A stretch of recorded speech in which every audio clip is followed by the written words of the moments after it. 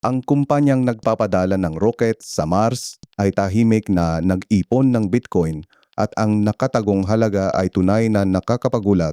Ang bagong IPO filing ng SpaceX ay nagpakita na may hawak silang mahigit 18,700 Bitcoin na nagkakahalaga ng humigit kumulang 1 bilyon at 300 milyong dolyar noong katapusan ng Marso. Mas marami yan kaysa sa hawak ng Tesla ni Elon Musk sa kanilang balance sheet.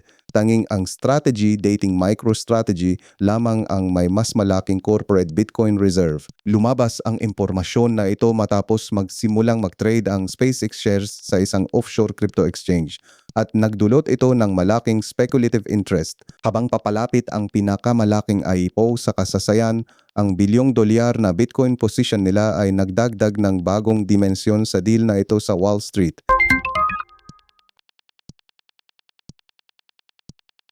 Ang pinaka-pro-crypto na presidente sa kasaysayan ng Amerika ay nakitang umatras ang sarili niyang kumpanya mula sa isang Bitcoin investment product.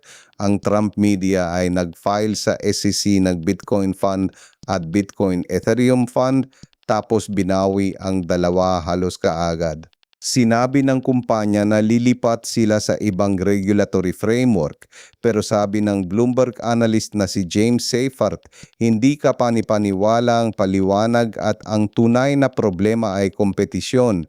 Nag-launch ang Morgan Stanley ng sariling Bitcoin Fund noong Abril na may bayad na 0.14% lang, may mahigit 57 bilyong dolyar na sa Bitcoin Fund simula noong 2024 at mukhang napagtanto ng kumpanya ni Trump na hindi nila kayang manalo.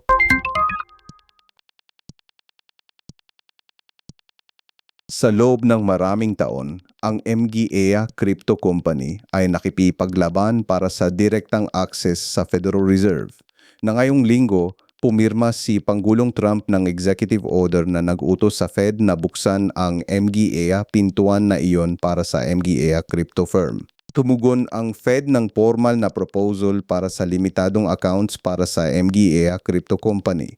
Ang MGEA Simplified Accounts na ito ay magpapahintulot sa MGEA kumpanya na magsettle ng payments direkta sa Fed ng walang buong regulatory burden. Hindi makakakuha ng interest o emergency loans ang MGEA may-ari ng unit, makakakuha sila ng lehitimidad sa loob ng American financial system. Ang Kraken ang naging unang crypto company na nakakuha ng ganitong uri ng access noong Marso. Mag-subscribe na